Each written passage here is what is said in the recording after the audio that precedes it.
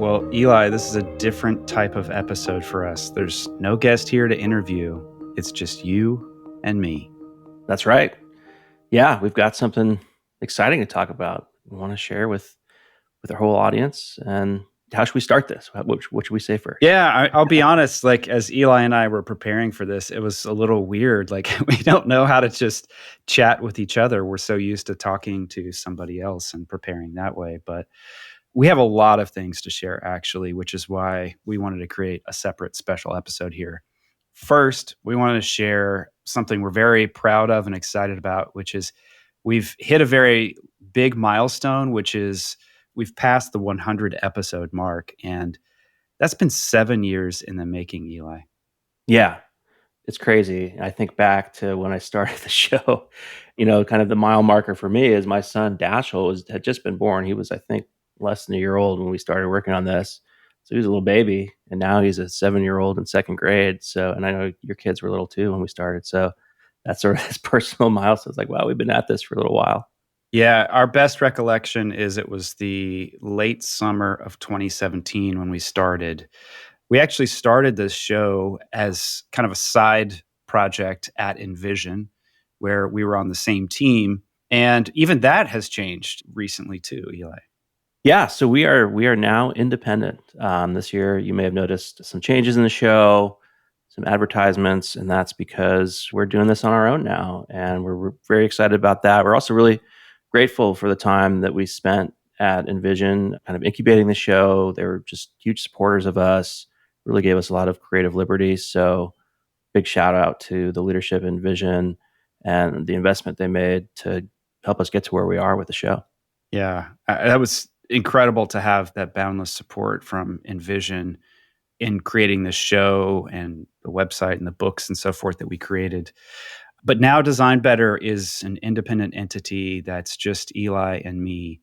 And we put just thousands and thousands of hours into this show. We're always booking guests, recording, working with our editor, working on the website, show notes, transcripts, various other things that come with building a show like this. It's a lot of work, and it's work that we love, which is why, when there was this crossroads of does the show continue or not, it was a no-brainer for Eli and I because we just love what we're doing. Yeah, we love doing it.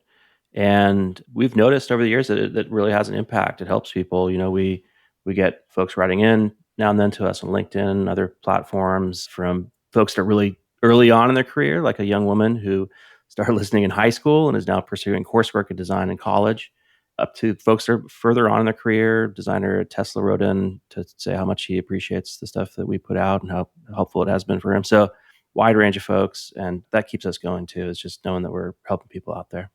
I think it's probably worth knowing that Eli and I are not just, two guys with microphones, but we're designers. This is our background and this is our passion. We love design. We love the design community. We are part of the design community and have been for a long time. Eli, you teach at Stanford, the capstone product design course, and you've been doing that for a long time. And you've been involved with a lot of startups. Yeah, so this past year reached the 10-year mark teaching the design program at Stanford. I myself went through it back in the 90s, and it's gone through a lot of change. In fact, this year was the first year that we were kind of officially merged with the Stanford D School, which is actually a little better known than the product design program, but comes from the same roots. And yeah, teaching there has exposed me to a lot of great people, a lot of inspiring students. And then also in my work in kind of startup world prior to Envision, I got to meet a lot of interesting entrepreneurial folks, spent some time there myself. And so that combination of entrepreneurship, design, and education has always really resonated with me. And I think that's a lot of what we do with the show, and obviously creativity too, which is a big part of it. And I too have a background in design. Like you, I taught for a long time. I taught for about 10 years at colleges and universities in the US, University of Georgia, the Art Institute of Atlanta. And I also taught in Europe a little bit in Berlin. And teaching was really great. I'm really passionate about that because it forces me to learn and communicate new ideas. But I also was at MailChimp, one of the early folks there, started that UX design practice, and it's since grown and become something much bigger, which is exciting to follow. worked at Envision, and I also more recently worked on COVID response with Dr. Tom Friedman, who was Barack Obama's CDC director. So, background in design in lots of different ways. And all of that is just to give you some context that I think is often maybe missed if you're just picking up on a few episodes here and there of who we are as human beings, the lens that we bring to these interviews and the conversations that we want to have going forward. Yeah, absolutely. And then throw one other thing in the mix there. Aaron, you've written several books, one on design and emotion. We collaborated on a few short books when we were in Vision. So that's been part of our career journey together too. Yeah. And that has been super, super fun. So we should foreshadow for listeners what we have coming because we have been hard at work since we went independent. We've been just recording with so many people. And it's impressive who's coming on the show very soon. If I do say so myself, it's very exciting. Yeah, let's start with the design history. So maybe we can bounce back and forth with a few of these guests, but we've got Lisa Demetrios, who's the granddaughter of Charles and Ray Eames, the very famous mid-century modern era designers. We've got Paola Antonelli, who is curator for design at MoMA and has a wonderful, extensive kind of knowledge of design, over the last few centuries. Who else we got coming up? Paula Schur, who has been a partner at Pentagram for a long time. She's a design legend. Paula and I crossed paths many moons ago in New Zealand, and we share the same alma mater, which is Temple University. We also have Jonathan Heffler. And if you're not familiar with Jonathan's work, well, chances are you are familiar with his work, but you just may not know the name. He has been part of the design of Gotham, that typeface, Heffler text, which has been installed on every Mac for decades and decades, and so many other typefaces. If you go to typography.com, you'll see that it's one of the best libraries of type that there is. And he's just a font of wisdom when it comes to fonts. See what I did there? No pun intended. Yeah, and then we're working on this creative process series, which again, getting some guests that just I've been a longtime fan of. It's so exciting to speak with, and they're sharing really interesting stories that I think can help us as designers and creatives in our work. So David Sedaris, who I've known about and loved for 20 years. I've gone to several of his live talks. He's just hilarious, but also very sharply observant and shares some, tips about that. We've got Autumn Durald Arkapaw, who's probably not a familiar name, but if you've seen Wakanda Forever or the Loki series, she's a cinematographer for that. Who else we got? We have Ed Catmull. Again, one of those names, maybe you don't know him, maybe you do, but you definitely know his work. He was the co-founder and CEO of Pixar. So all of Pixar's journey, their whole catalog of films and how they've influenced our lives. Ed Catmull is part of that. And he actually worked with Steve Jobs longer than any other person because they worked together, I think, for about 3 decades before Steve's passing. And when we talked with him, he shared some stuff about Steve that I don't know that other people have heard. Yeah. And it got kind of emotional toward the end for him too, which is, that's part of the things I love in general about podcasting is that they're often very intimate conversations where you feel like you're there in the room with the people and you get to hear stories that you don't hear elsewhere in sort of shorter format media. But yeah, these 2 series I'm just super excited about. Other people we haven't mentioned, the most creative band on earth, OK Go. We interviewed them recently. They are amazing. And if you're not familiar with them, just go to YouTube, type in OK Go, and marvel at the incredible videos that they produce. They're somewhere between band, performance artist, and something as a category unto themselves. But that was fantastic. And Tycho, electronic music guy, just kind of an interesting approach to what he's doing. But he started as a graphic designer, and that is an integral part of his creative process too. So these 2 series, one on design history and one on the creative process, you might sense a little bit of a shift here.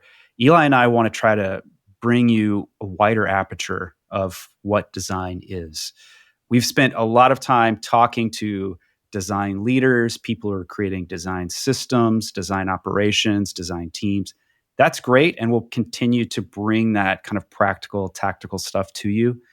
But we think it's also essential, really important to look at creativity more broadly and look at adjacent spaces, adjacent disciplines, and see what wisdom you can bring into your workflow that you would not have recognized if you hadn't looked a little bit more widely. Yeah, I think that's really important. And I think the best designers that we meet and talk to retain this immense curiosity about the world. And they're not just focused on, design as a discipline, but they're poking around in all different types of places to find inspiration and different types of techniques and tactics. So we want to bring that to you. And if you're wondering how you can support us right now, we'll just give a quick plug and we'll talk about it probably more in a bit. But we do have a Substack, designbetterpodcast.com. If you go there and sign up, you will be on the list to find out about these new series.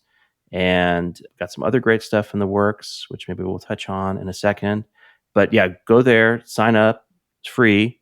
And you'll find out what we're up to over the next coming months.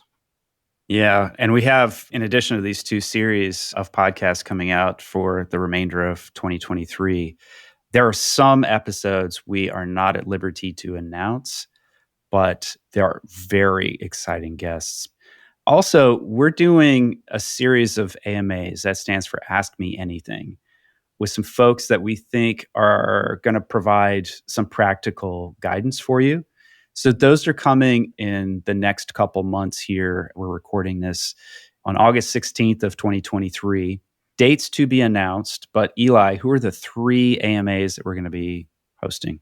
Yeah, so we've got Tanner Christensen, who's pretty well known in the design community. He was at Meta for some time. He's now at Netflix, and just, really great background in both, hands-on design work and managing teams and hiring. And so anybody who's interested in just advancing their career, that's going to be a great one to come on live and be able to get a chance to ask him questions. And then we've got Judy Wirt. You want to talk a little bit about Judy? Yeah, Judy's been on the show 2 times, and Judy Wirt started a company called Wirt & Co., and she helps place amazing design talent at really great companies and organizations. But more than that, she's also, over the past, 3+ decades, just seen what it takes to build a great career and a great life. And those 2 things are not separate. They're intertwined. And I think she's got a lot of wisdom and guidance about how we can think about growing our career, kind of managing our energy levels, pursuing the thing that we're most passionate about, and developing our skills in ways that support those goals. Yeah. I think you might have invented a word there, intertwined. I like it though. Yeah, I like that word too. So, and then the third one, which I think is for us super exciting, we have had her on the show, Debbie Millman. She is one of the longest running, not only podcasts about design, but podcasts in general. And we just look to her for inspiration, but she obviously has amazing guests. She's very insightful herself. I've been lucky enough to bring her to one of the lecture series I do at Stanford, and she was great there. So yeah, come show up to these AMAs. It's going to get you a chance to get in front of these people and ask questions. And yeah, shouldn't miss out on it. And they're how much? Oh, they're free. Yeah. Oh, they're free. That's Free. right. These are just free things that you can come to and learn and ask questions. And how often do you get to talk to folks like this? The best way to find out about the AMAs when we announce all the details is to go to that Substack URL that Eli mentioned. That's designbetterpodcast.com, designbetterpodcast.com. Note we've got a slightly different URL these days, designbetterpodcast.com, instead of just Design Better. But hopefully that doesn't trip you up. Signing up for an email there, just drop it in your email, will keep you notified about new episodes that are coming out and also these AMAs to come. Yeah. And then we've got, it's sort of like the Steve Jobs presentation. And one more thing. We are working on something fun coming up after probably, fallish. We're working on a premium version of the show, which we mentioned the ads. This will be ad free. You have access to. We'll also be having some amazing more AMA type episodes, which you can participate in, and a number of other really cool features. So we won't say too much about it for now because we're still kind of in planning mode, but know that that's on the horizon, and that's something we're excited to share with folks. One last thing is, as Eli and I said, this is something we're passionate about. We take this mantle forward, the Design Better mantle forward. because we believe in you. We believe in the design community. We believe in, helping one another out and being part of a community. And that is supremely fulfilling for us.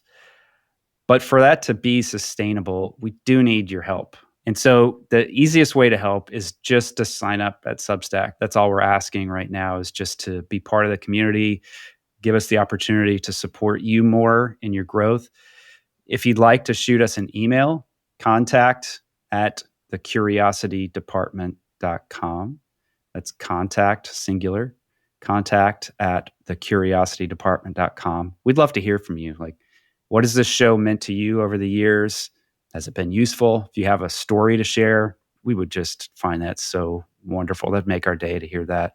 Yeah, if you write in with one of these stories, I think we could read it in an upcoming episode. We'll have a little segment where we read some of these. So yeah, please share, because we'd love to share your story. That'd be awesome. If you have a suggestion of a guest you'd like to hear from, send it our way. And if you have feedback, what could we do better? That's certainly a part of what we're doing. So there's a lot more in store. I wish I could tell you everything, but we will tell you in good time. It's coming this fall. There's a lot happening in the works here. So in content, new products, services, things that we want to do to support the community. Yeah, and as we often say, thank you for listening. Thank you for being with us all these years. Thank you. It means a lot to us. 100 episodes, and here's to 100 more.